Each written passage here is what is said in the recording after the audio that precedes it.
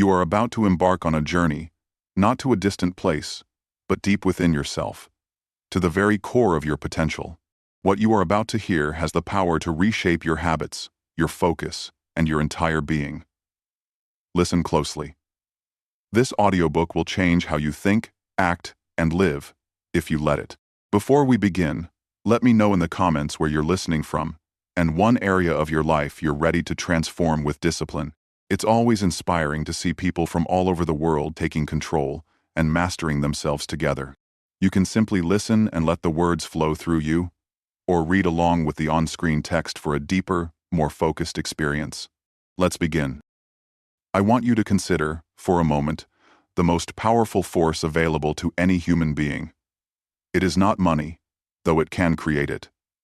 It is not intellect, though it can sharpen it. It is not talent, though it can magnify it 1,000-fold. This force is the great director of the human drama, the invisible hand that writes the story of every life. It is the deciding factor between a life of quiet fulfillment and one of quiet desperation. This force is the disciplined mind. You have felt its presence, and you have felt its absence. You have set a goal, burning with a bright, clear flame on a Monday morning, only to find by Wednesday that the flame has sputtered out, drowned by the cold water of old habits and distractions. You have watched others, perhaps with a sense of wonder or even envy, who seem to move through life with a sense of purpose and assurance, achieving what they set out to achieve, building the life you tell yourself you want. And you have wondered, what is the difference? What is the secret they possess that you seem to lack? I am here to tell you, with absolute certainty, that the difference is not a matter of chance, or luck, or being chosen by some external fate. The difference is a matter of choice, a specific kind of choice, made consistently, deliberately, and with full awareness. It is the practice of self-discipline. But I am not speaking of the grim, teeth-gritting, joy-denying punishment that the word may conjure in your mind. No, the discipline I speak of is something far more profound. It is the ultimate form of self-respect. It is the deep, internal agreement you make with yourself that your dreams are worthy of your effort, that your potential is a sacred trust, and that you alone have the power to bring it to life. Every great civilization, every work of art, every scientific breakthrough, every legacy of note was born from this single quality. It is the bridge between the world of thought and the world of tangible reality. Without it, ideas remain as ghosts, whispers in the wind. With it, they become monuments. Right now, at this very moment, you stand at a crossroads. One path is the well-worn path of least resistance. It is comfortable, it is familiar, and it leads to a destination you already know. The other path is the path of disciplined action. It requires more of you. It asks you to grow, to stretch, to become more than you are today. This book is your guide on that second path. It is a map to a territory you already possess within you, but may have forgotten how to navigate. This is not about becoming someone else. It is about becoming the person you were always meant to be. It is about unlocking the mind you already have and directing its tremendous power toward a life of purpose and meaning. So, as we begin, I want you to open your mind. Listen not just with your ears, but with your heart. Let these ideas settle in, for what you are about to learn is not merely information, it is transformation. And it begins now. Chapter 1. The secret agreement you made without knowing. There is an agreement in place, right now, that governs your life. You did not sit down at a table and sign it in ink, yet its terms are enforced with unyielding consistency. It dictates your income, the quality of your health, the depth of your relationships, and the scale of your achievements. This agreement was written silently, over time, by the countless small choices you make every single day. It is the agreement between what you want and what you are willing to do to get it. Most people live their entire lives without ever reading the fine print of this contract. They wonder why they remain in the same place, year after year, never quite reaching the goals they set for themselves.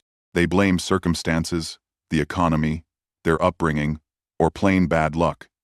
But the truth is far more personal and far more powerful. The truth is that your external world is nothing more than a perfect reflection of your internal standards. It is a printout of your deepest, most consistently held beliefs about what you truly deserve and what you are truly capable of achieving. Think about that. The life you are living today is a mirror. It is showing you, with unflinching accuracy, the current terms of your secret agreement. If you see clutter in your home, the agreement states that disorder is acceptable. If you see extra weight on your body, the agreement states that temporary comfort is more important than long-term health. If you see a bank account that causes you worry, the agreement states that your financial goals are not worthy of your full, focused attention. Now, you might object. You might say, "But I want these things. I want a clean house, a healthy body, and financial freedom." And I believe you. But wanting is not enough. The world is not moved by what we want. It is moved by what we demand of ourselves. It is moved by the standards we refuse to compromise. This is where we begin our work together. We are going to become conscious of this agreement. We are going to bring it out of the shadows and into the light.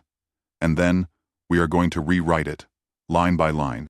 We are going to renegotiate the terms based on who you decide to become, not who you have been. This is the first and most critical step toward building an unshakable self-discipline. You must see the connection between your daily actions and your ultimate destiny.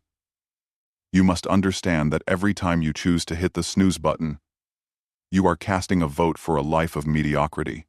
Every time you choose to watch one more episode instead of reading a book that will grow your mind, you are reinforcing the old agreement. But the wonderful, liberating flip side is also true. Every time you choose the salad over the fast food, you are casting a vote for vitality. Every time you choose to work on your side business for an hour instead of scrolling through social media, you are rewriting the contract to include greater abundance. You are the author of your life story. It is time to pick up the pen with intention. It is time to write a new agreement, one that reflects the grandeur of your true potential. Chapter 2. The one decision that makes all others easier. Imagine setting sail on a vast, endless ocean. You have a strong ship, ample supplies, and a capable crew. But you have no destination. You have not consulted a map. You have not plotted a course. You have not even decided on a general direction. So you drift. Some days the wind is favorable, and you make good progress. But to where? Other days, storms blow you wildly off course, a course you never set in the first place. You are at the complete mercy of the elements. This, in a very real sense, is how most people live their lives. They have activity, but no purpose. They have motion, but no direction. They are busy, but they are not productive in any meaningful sense. They lack the one thing that gives context and meaning to every other action, a clear, defined, compelling goal. This, then, is the one decision that makes all others easier. The decision of your destination, when you know, with crystal clarity, where you are going. The daily choices you face become incredibly simple. Does this action move me closer to my destination, or does it move me further away? When you have a burning why in your heart, the how finds a way to reveal itself. Without it, every minor inconvenience becomes a reason to quit. Every distraction becomes a siren song luring you onto the rocks. Let me speak to you directly now. You must decide what you want. This sounds so simple, yet it is the hurdle upon which most dreams are lost. People are afraid to decide. They are afraid to choose one path for fear of missing out on another. They are afraid to declare a goal for fear of failing to achieve it. So they remain in the safe, gray harbor of indecision, their ship never leaving port, slowly rotting away. I am telling you that the greatest risk is to risk nothing. The greatest failure is to never try. So today, I want you to make a decision. I do not mean a vague wish. I want to be rich is a wish. I will increase my income by 20% in the next 12 months. By developing a new skill and taking on more responsibility at work is a decision. I want to get in shape is a wish. I will lose 20 pounds in the next 4 months by walking for 30 minutes every day and preparing my meals each Sunday is a decision. Do you see the difference? One is a cloud, the other is a blueprint. Your mind is the most powerful goal-achieving mechanism ever created. But it needs a target. It needs a specific, measurable, time-sensitive target to lock onto. Once you give it that target, something miraculous begins to happen. Your reticular activating system, a part of your brain that acts like a filter for your perceptions, starts to bring to your attention all the people, resources, and opportunities that can help you reach that goal. It is as if you have tuned your internal radio to a new frequency, and suddenly you are hearing a station you never knew existed. The world has not changed, but you have. You are now a person with a purpose. And a person with a purpose is the most powerful force on earth. Chapter 3. How your habits are building your future without your permission. Right now, as you listen to my voice, your future is being constructed. The blueprint is not being drawn by a distant architect or a twist of fate. It is being laid down, brick by brick, by the silent, automated routines you perform each day. These are your habits, and they are working for you or against you every single hour, whether you are aware of them or not. You are always in a state of becoming. Every action you take is a vote for the person you will become tomorrow. When you reach for a sugary snack in the afternoon, you are not just satisfying a craving. You are casting a vote for a person who is tired, sluggish, and dependent on quick fixes for energy. You are building a future of poor health, one brick at a time. When you spend your evening learning a new skill instead of watching television, you are casting a vote for a person who is competent, confident, and in demand. You are building a future of opportunity and mastery. The frightening and the glorious truth is that you are not the victim of your habits. You are the creator of them. The chain of habit is too light to be felt until it is too heavy to be broken. But you can forge a new chain, a golden chain of habits that will lead you directly to the life you desire. The process is not mysterious. It is a matter of engineering. Every habit, good or bad, consists of a three-part loop: a cue, a routine, and a reward. The cue is the trigger that tells your brain to go into automatic mode. The routine is the behavior itself, physical, mental, or emotional. The reward is the positive feeling that reinforces the loop and makes you want to do it again. To change a bad habit, you do not try to eliminate the craving. You cannot simply will it away. Instead, you must keep the same cue and the same reward, but insert a new, positive routine. Let us say your bad habit is coming home from work stressed and immediately opening a bag of chips. The cue is the feeling of stress. The routine is eating the chips. The reward is the temporary relief and distraction. You cannot simply remove the stress. Instead, you change the routine. When you feel the cue of stress, you consciously decide to put on your walking shoes and go for a 10-minute walk. The reward? You still get the relief and distraction, but you also get fresh air, movement, and a feeling of accomplishment. You have just rewired a small part of your brain. You have taken a brick out of the old future and placed it firmly into the new one. Do not underestimate the power of small, consistent actions. A single brick seems insignificant, but lay one brick every day, and in time you will have a fortress. Your future self is being built by your present actions. Make sure you are sending the right materials. Chapter 4. The Moment of Choice. Winning the Invisible Battle. There is a battlefield you visit dozens, perhaps hundreds of times each day. It is a silent, invisible battlefield that exists in the space between a thought and an action. It is the moment of choice. It is the instant your alarm clock rings, and you must choose between rising or resting. It is the moment you feel a craving for something you know is not good for you, and you must choose between discipline and indulgence. It is the moment you have planned to work on your goal, but a friend calls with an enticing distraction, and you must choose between your long-term vision and short-term pleasure. This is where the entire war of self-discipline is won or lost. Not in grand, sweeping gestures, but in these quiet, private moments that no one else sees. In this moment, two forces are at work within you. One is the primitive part of your brain, the part that seeks immediate gratification, that fears discomfort, that wants to conserve energy and take the path of least resistance. It is a powerful force, rooted in our ancient survival instincts. The other force is your conscious, reasoning mind. the part of you that can see the future, that understands consequences, that holds your values and your dreams. This is the part of you that is listening to me right now. The key to winning the invisible battle is not to try and destroy the primitive mind. That is impossible. It is a part of you. The key is to strengthen the conscious mind, to give it the tools and the voice it needs to be heard in that critical moment. And the most powerful tool you can give it is a pause. Just a single, conscious breath. In that pause, you create a space. You insert a wedge between the impulse and the action. In that space, you ask one simple, devastatingly powerful question. Does this action serve the person I am committed to becoming? This question is your sword and your shield. It cuts through the fog of rationalization and excuses.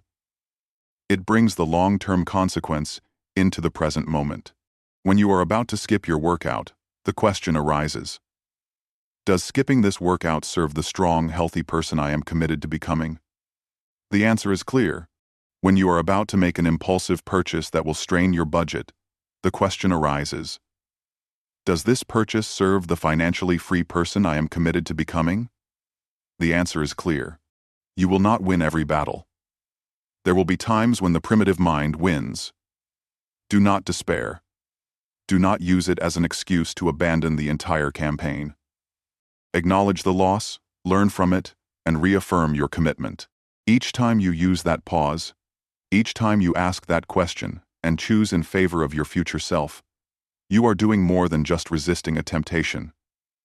You are building a muscle. You are strengthening your identity as a disciplined person, and with each repetition, that identity becomes more solid, more real, until one day, you will find that the battle is not so difficult. The right choice becomes the automatic choice. You have won the war by consistently winning the small, invisible battles that define your character. Chapter 5. The Magnetism of a Made-Up Mind. Have you ever been in the presence of someone who just seems to have it all together? They move with a sense of purpose. Their words are measured and confident. When they decide on a course of action, there is no hesitation, no second-guessing. They possess a kind of quiet magnetism that draws respect and opportunity toward them. What is it that these people have? They have a made-up mind. They are not constantly debating with themselves. They are not plagued by the paralysis of analysis. They have reached a conclusion about who they are and what they are about, and from that conclusion, all their actions flow. This is the essence of true self-discipline. It is not a struggle. It is a state of being. When your mind is made up, discipline ceases to be an external force you must apply and becomes an internal compass that naturally guides your steps. Think of a river. A river does not struggle to flow to the sea. It does not debate whether to turn left or right at every rock it encounters. It simply flows, consistently and powerfully, toward its destination, wearing down obstacles over time through its persistent direction. A person with a made-up mind is like that river. They are not easily swayed by temporary moods, by the opinions of others, or by fleeting temptations. Their course is set. Their identity is their anchor. If they have decided they are a healthy person, then eating well is not a chore. It is an expression of who they are. If they have decided they are a lifelong learner, then reading is not a duty. It is a pleasure. If they have decided they are a person of financial integrity, then saving and investing are not sacrifices. They are investments in their own identity. This is the level we must strive for. We must move from I should to I am. I should go to the gym is weak. It implies a conflict. I am a person who takes care of my body is strong. It is a statement of fact. From that identity, the action follows naturally, almost effortlessly. So, how do you make up your mind? You decide. You consciously, deliberately choose the person you will be. You write your own declaration of identity. I am a disciplined person. I am a focused person. I am a person who finishes what they start. You repeat this to yourself not as a wish, but as a reality. You act as if it is already true. And a miraculous thing happens. the world begins to reflect your decision back to you. People sense your resolve. Opportunities present themselves to the person who is ready to receive them. Your made-up mind becomes a magnet, attracting the people, resources, and circumstances that are in harmony with your new identity. Indecision is the thief of time and energy. Make up your mind, decide who you are, and watch as the universe conspires to assist you in becoming that person. Chapter 6. The Architecture of an Unshakable Daily Routine. The grandest cathedral, the most soaring skyscraper, does not simply appear. It is built according to a detailed plan, one that lays out the foundation, the support beams, the order of operations. In the same way, a life of great purpose and achievement is not built in random bursts of effort. It is constructed within the framework of an unshakable daily routine. Your routine is the architecture of your days, and your days are the building blocks of your life. A weak, chaotic routine will produce a weak, chaotic life. A strong, purposeful routine will produce a strong, purposeful life. It is as simple and as profound as that. A routine is not a prison for a creative spirit. On the contrary, it is the structure that sets creativity free. By automating the essential but mundane aspects of your life, you free up your precious mental energy for the work that truly matters. For the deep thinking, the creative breakthroughs, the moments of insight, you are no longer wasting willpower on deciding what to have for breakfast or when to check your email. The decision has already been made. The path has been cleared. Think of the most successful people you know or know of. I can assure you, they are not successful in spite of their routines. They are successful because of them. Their routine is their secret weapon. It is the daily ritual that compounds, day after day, week after week, into extraordinary results. So, what does the architecture of an unshakable routine look like? It begins with the most important hours of your day, the morning. How you start your day sets the tone for everything that follows. A morning of purpose creates a day of purpose. A morning of reaction creates a day of reaction. I want you to design a morning ritual that serves you. This is not about copying someone else's 4 a.m. ice bath routine. This is about what will work for you, to put you in the best possible mental, physical, and emotional state to conquer your day. It might include 20 minutes of quiet reflection, a period of reading something uplifting, a session of physical exercise, and a healthy breakfast. It is a time you claim for yourself before the demands of the world come crashing in. The same principle applies to your workday. Structure your most important work, your most important tasks, for the time of day, when your energy and focus are at their peak. Guard this time ferociously. Let nothing interrupt it. And finally, design an evening routine that allows you to decompress and prepare for a restful night's sleep. This is how you build, not with grand, occasional efforts, but with small, consistent, daily deposits into the bank of your future. Your routine is the factory where your destiny is manufactured. Make it an efficient, well-run, and purposeful place. Chapter 7. The Fuel That Powers Persistent Action. A ship can have the finest captain, the most detailed map, and the strongest hull. But without fuel in its tanks, it will go nowhere. It will drift, a ghost ship, on the currents. In your journey toward self-mastery, you too require fuel. This fuel is not found in a gas can. It is found in your mind and in your body. It is the energy that powers persistent action. You cannot draw from an empty well. If you are tired, malnourished, and stressed, your reserves of willpower will be depleted before the day has even properly begun.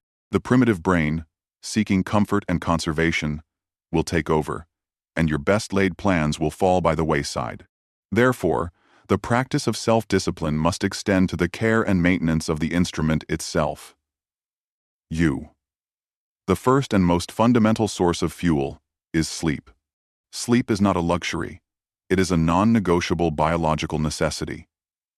It is during sleep that your brain consolidates memories, repairs your body, and clears out metabolic waste. When you are sleep-deprived, your prefrontal cortex, the very seat of your willpower and decision-making, is impaired. You are essentially trying to fight the battle of discipline with a dull sword. Make sleep a sacred priority. The second source of fuel is nutrition. Your brain is a high-performance organ. It requires a steady supply of high-quality nutrients to function optimally. When you fuel your body with processed foods, sugar, and empty calories, you are creating wild swings in your blood sugar, leading to crashes in energy, focus, and mood. You are pouring low-grade fuel into a high-performance engine. It will sputter and fail. Choose whole, nutrient-dense foods that provide sustained energy. The third source of fuel is movement. Your body is designed to move. Regular physical activity, even a brisk daily walk, reduces stress, improves mood, boosts energy levels, and enhances cognitive function. It is a direct investment in your ability to show up as your best self. And the fourth, often overlooked source of fuel is your mind's diet. What are you feeding your mind throughout the day? Is it a constant stream of negative news, social media gossip, and mindless entertainment? Or is it inspiring books, educational podcasts, and stimulating conversations? The input determines the output. Garbage in, garbage out. Inspiration in, inspiration out. You must be as disciplined about what you allow into your mind as you are about what you allow into your body. This is not about vanity. This is about performance. This is about ensuring that you have the physical vitality and mental clarity to do the hard work, to make the right choices, to build the life you envision. Fill your tank with premium fuel, and you will be amazed at how far and how fast you can go. Chapter 8. The Long View. Planting trees under whose shade you will never sit. We live in a world that celebrates the immediate, the quick fix, the overnight success. We have been conditioned to expect results now, instantly. But the most valuable things in life, the things of true and lasting worth, do not work that way. They grow. They compound. They require the long view. Self-discipline is the ability to plant a seed today, to water it and care for it, knowing full well that you may not be the one to sit in its shade. It is the understanding that the greatest rewards are often delayed, and that the true value of your work may not be revealed for years, or even decades. This perspective is your ultimate weapon against discouragement. When you do not see immediate results from your efforts, it is easy to become disheartened and quit. But when you have the long view, you understand that you are playing a different game. You are not sprinting, you are running a marathon. You are not building a sandcastle that will be washed away by the next tide. You are laying the foundation for a cathedral that will stand for centuries. Consider the process of learning a new language. On day 1, you feel clumsy and foolish. After a week, you can say a handful of phrases. There is no tangible reward. But after a year of consistent, daily practice, you can hold a conversation. After 5 years, you can think in that language. The reward was not in any single day's effort, but in the cumulative effect of all those days combined. This is the principle of compounding, and it applies to every area of your life. Your finances compound. Your knowledge compounds. Your skills compound. Your relationships compound. Your health compounds. A small, disciplined action, repeated over a long period of time, creates a result so massive, it seems like a miracle to those who did not see the daily work. The key is to fall in love with the process, not just the outcome. You must learn to derive satisfaction from the act of showing up, from the knowledge that you are keeping your promise to yourself, from the quiet confidence that comes from knowing you are on the right path, even when that path is steep and the summit is hidden in the clouds. Do not judge your progress day by day. That is like a farmer digging up his seeds every morning to see if they have grown. You will only kill the plant. Trust the process. Trust the compound effect. Keep planting. Keep watering. Keep weeding. One day, you will look up and be astonished at the forest you have grown. Your future self, and perhaps generations to come, will thank you for the shade you provided. Chapter 9. The Unbreakable Link Between Discipline and Freedom. It seems like a paradox, does it not? We often think of discipline and freedom as opposites. Discipline is the cage, and freedom is the open sky. We believe that to be disciplined is to restrict our freedom, to say no to the things we want to do in the moment. But I am here to tell you that this is a fundamental misunderstanding. The truth is that discipline and freedom are not opposites. They are inseparable partners. Discipline is the very pathway to freedom. Think of a musician. To the casual observer, her hours of daily practice might seem like a prison. She is not free to go out with friends. She is chained to her instrument. But what is the result of that discipline? She achieves mastery.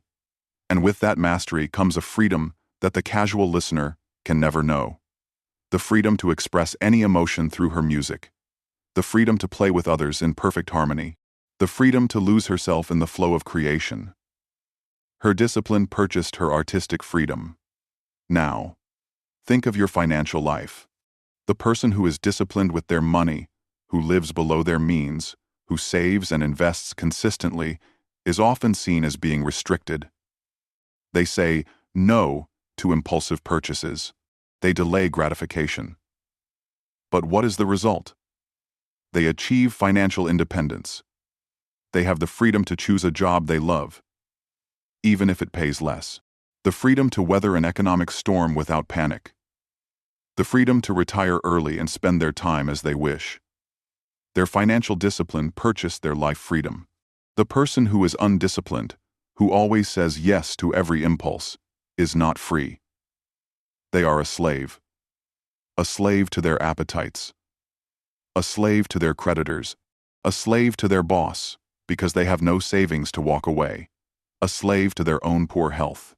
They have the illusion of freedom in the moment, but they are building a prison for their future selves. True freedom is the ability to live your life on your own terms. It is the power to choose. And that power is purchased with the currency of discipline. Every act of discipline is a deposit into your freedom account. Every time you choose the gym over the couch, you are buying a little more physical freedom. Every time you choose the book over the television show, you are buying a little more mental freedom. Every time you save $1 instead of spending it, you are buying a little more financial freedom. See your disciplined actions in this light. You are not denying yourself. You are investing in your future liberty. You are building the life where you call the shots. That is a goal worthy of your greatest effort. Chapter 10. The Legacy of a Disciplined Life. As we near the end of our time together, I want you to lift your eyes from the daily grind and consider the horizon. I want you to think in terms of legacy. What will be the story of your life? Not the story told in a eulogy, but the story written in the lives you have touched, the value you have created, and the potential you have unleashed. A disciplined life is not a small life, lived for oneself. It is a large life, lived for a purpose greater than oneself. It is a life that leaves a mark on the world. When you have mastered yourself, you have something of immense value to give to others. Your surplus of energy, your clarity of mind, your financial resources, your developed skills. These are not just for your own benefit. They are tools you can use to serve, to lead, to inspire, to build. A disciplined person is a reliable person. They keep their promises. They meet their deadlines. They can be counted on in a crisis. This reliability builds trust, and trust is the foundation of all strong relationships, all successful businesses, all thriving communities. By becoming disciplined, you become a pillar, someone others can lean on. Your example becomes your legacy.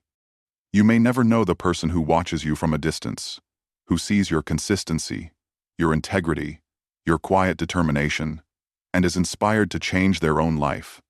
Your disciplined life becomes a silent sermon, preaching the gospel of possibility. It says to the world, and to everyone in it, that a human being can direct their own destiny, that we are not leaves blown by the wind, but captains of our own souls. This is the highest calling of self-discipline. It is not just about getting what you want, it is about becoming who you are meant to be, so that you can give what you are meant to give. You have within you a unique combination of talents, experiences, and passions that the world needs. But that gift is buried under layers of distraction, procrastination, and fear. The process of self-discipline is the process of excavation. It is the careful, deliberate removal of everything that is not you, so that your essential self can shine forth. Do not see this as a burden, see it as a privilege. You have been given the gift of life, and with it, the capacity to shape that life into a work of art. Your raw materials are your time, your energy, and your attention. Your tools are the principles we have discussed. Your masterpiece is the legacy you leave behind. So go forward from this moment. Make the conscious choice. Rewrite your secret agreement. Make up your mind. Build your routines, fuel your body and mind, take the long view, and embrace the true freedom that only discipline can provide. You have everything you need. The power is in your hands. The unlocked mind awaits your command. Now, go and build your legacy.